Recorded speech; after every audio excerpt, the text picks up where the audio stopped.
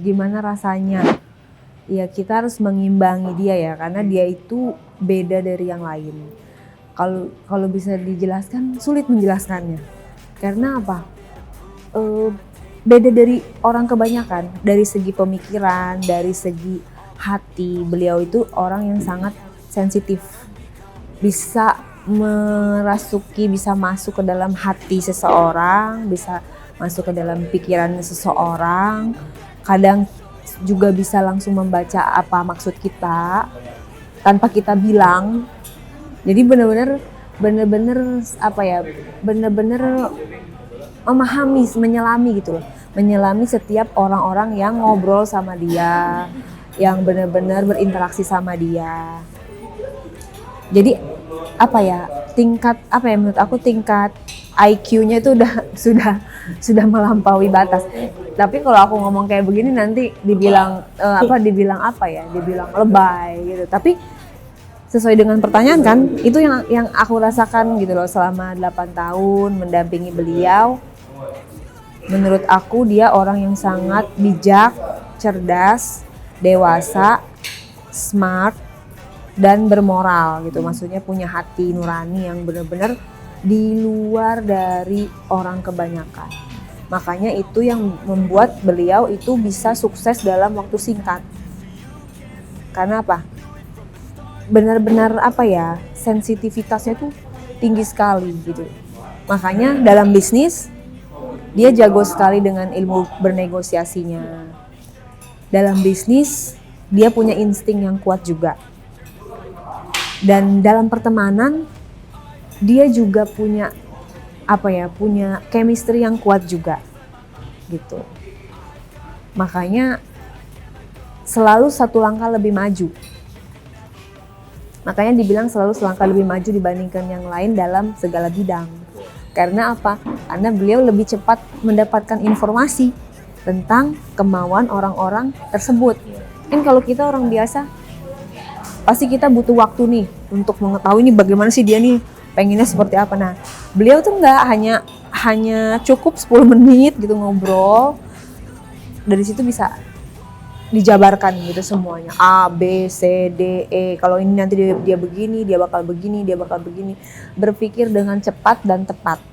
Seperti itu yang kurasakan ya gitu kan. Tapi kalau misalnya netizen tidak percaya, silakan ngobrol langsung sama Bang Pablo atau punya circle yang di tempat dia deh gitu. Pasti teman-teman deket-deket satu frekuensi sepakat sama saya bahwa dia tipikal orang yang seperti itu. Jadi kadang-kadang dia itu punya pemikiran yang dia itu nggak bisa kemukakan bagaimana, kenapa dia harus begini alasannya. Jadi nggak gini kayak ini keputusan saya, tapi dia nggak kayak gini loh, saya ngambil keputusan tuh karena begini, nggak perlu dijabarkan. Nah, kitanya sendiri yang harus mengerti kenapa ya dia ngambil keputusan seperti itu. Ternyata beberapa hari kemudian akhirnya kita tahu jawabannya. Oh, ternyata jawabannya kayak gini, pantesan dia kemarin ngambil keputusan itu. Kita tuh selalu tahu tuh belakangan. Karena apa? Ya mungkin aku tuh masuk yang awam ya, maksudnya yang rata-rata manusia normal gitu. Kalau dia kan menurut aku lebih dari normal gitu loh, lebih cepat gitu, pemikiran tuh lebih visioner, lebih selangkah lebih maju lah gitu. Makanya kita selalu alasannya tuh baru tahu setelah kejadian tersebut misalnya berefek, baru kita I see gitu. Dan dia nggak harus dia setiap keputusan itu dia kasih tahu alasan, kasih tahu jawabannya, pokoknya laksanakan aja begini gitu. Tapi Jadi sudah pikirkan. iya, sudah pikirkan secara matang dan dia sudah tahu resikonya, baik yang buruk maupun yang tidak. Gitu loh. Jadi dia pasti tahu kalau kejadian buruk akan menimpanya, dia juga tahu gitu loh. Jadi keputusan itu juga dia tahu, oh pasti akan ada hal dampak begini, nantinya akan begini, terus nanti begini. Jadi dia udah tahu, makanya dia tidak pernah menjadi orang yang panik. Dia tidak pernah panik karena dia sedikit selangkah lebih maju daripada yang lain. Dampak apapun yang terjadi dalam kehidupan, dia lebih tahu. Jadi dia tidak pernah yang namanya panik, dia tidak pernah yang namanya tergesa-gesa, Dia tidak pernah yang namanya mengambil keputusan di saat emosi. Bahkan emosinya beliau aja sangat terkontrol. Jadi gini, emosinya dia aja itu diatur. Gitu loh. Dia tuh harus emosi begini, abis itu dia harus begini, dia harus begini. Jadi emosinya itu dalam rangka aturan ritmenya dia. Iya, jadi terukur semua. Yang dilakukannya terukur semua. Itu yang aku rasakan dan yang aku alami dengan Bang Pablo seperti itu. Gini loh, beliau itu kan pemimpin. Kalau saya kan di sini bukan pemimpin, saya itu makmum. Jadi pemimpin tidak harus meminta izin kepada yang namanya makmum. Dan makmum harus percaya gitu loh. Mau dibawa setir kemana pun ya harus percaya. Kayak kita nih naik pesawat kan kita nggak perlu interogasi pilotnya kan. Kita kayak naik pesawat, kita kan nggak perlu interogasi pilotnya. Lo sekolah di mana? Lo jam terbang udah berapa banyak? Enggak kan? Kita beli tiket, kita duduk, bahkan kita bisa tidur. Kita berarti percaya bahwa kita tuh bakalan selamat sama pilot itu di samping ada Tuhan juga kan. Tapi artinya kan kita menaruh kepercayaan padahal pilot itu belum kenal. Nah, apalagi nih suami. Kan suami udah kenal nih. Kita udah hidup bersama. Jadi mengambil keputusan apapun, aku hanya bisa percaya sama beliau, sama dia bahwa itu yang terbaik. Gitu. Jadi tidak perlu mengkonfirmasi, tidak perlu meminta izin. Dia orang yang sudah sangat levelnya tinggi di atas saya. Gitu loh. Jadi saya aja masih belajar sama dia. Kan gitu. Saya aja masih belajar sama dia. Berarti ada maksud, ada sesuatu, ada tujuan yang pasti itu baik gitu. Percaya sama dia. Diserang pribadi gitu. Kenapa? Hidup itu kan penuh resiko ya. Maksudnya kita hidup itu kan penuh resiko. Kalau kita tidak mau mengambil resiko, jangan bermain sosial media dan jangan mau diwawancara. Kan gitu. Bener gak? Kalau kita takut dari awal kenapa main medsos? Kenapa juga mau diwawancara seperti ini? Berarti kan ada ketakutan. Tapi kalau kita sudah duduk, sadar gitu, di situ ada kamera, kita diwawancara, kita bisa bertanggung jawabkan apapun yang kita katakan. Kan seperti itu. Misalnya perkara kita dilaporin, terus pribadi kita diserang segala macam, ya artinya kan dalam hukum itu kan siapa yang mendalilkan dia yang harus membuktikan. Gitu ya. Jadi kita kalau dalam posisi benar nggak perlu takut. Berani karena benar, takut karena salah. Keberatannya apa ya? Waktu. Enggak sih. Karena kemana-mana berdua terus sih.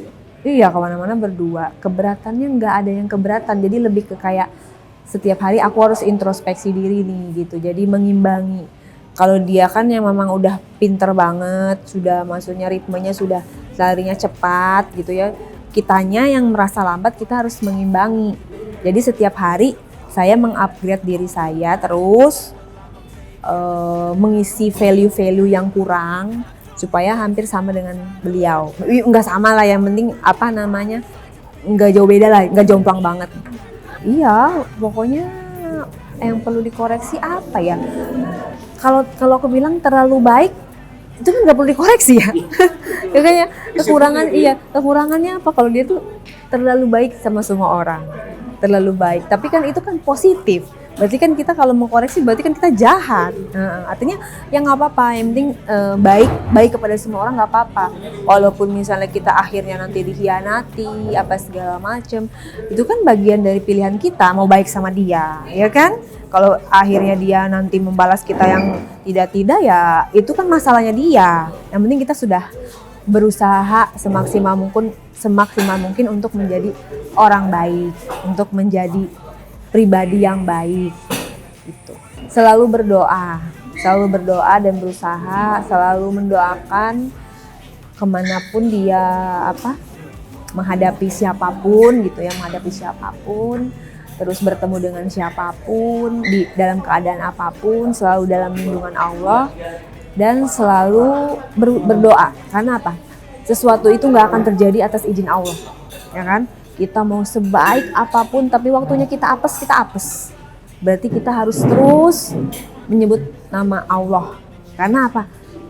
Bang Pablo itu juga manusia, nggak sempurna. Kalau menurut aku itu adalah manusia yang mendekati sempurna, tapi kan tetap manusia.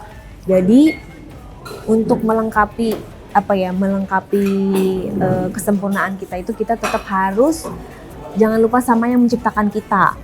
Itu aja. Kalau aku tetap kamu mau berjuang membela siapapun yang menurut kamu patut dibela, layak dibela, tetap aku hanya bisa berdoa semoga kamu dilindungi dari sisi apapun, depan, belakang, atas, bawah, kanan, kiri.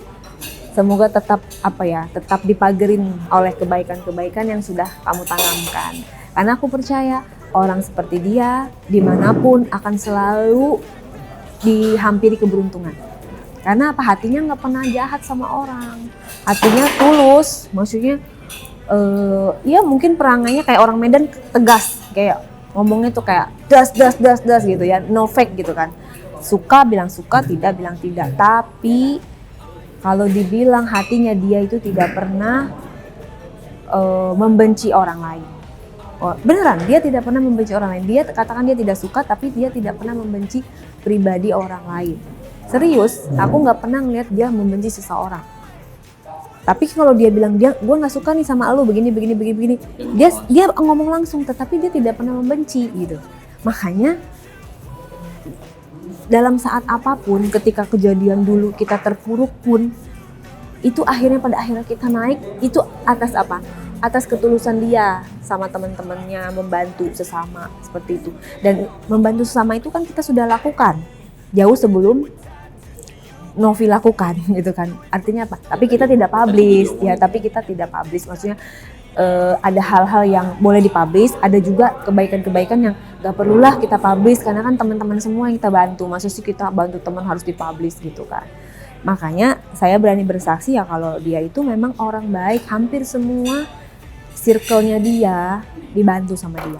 Sakit hati kalau bisa saya orang terdepan yang sikat dia. Cuman masalahnya kan sampai sekarang nggak bisa ketemu sama orangnya.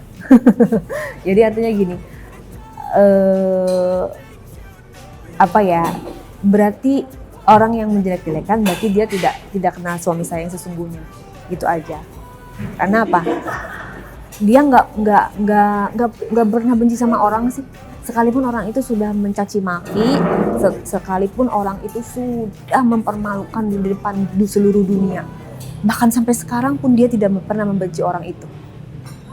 Malah saya ingin benci. Tapi ya sudahlah, maksudnya itu kan manusia, harus memaafkan. Jadi jangan lupa untuk subscribe Cumi Cumi. Ditekan ya tombol lonceng merahnya.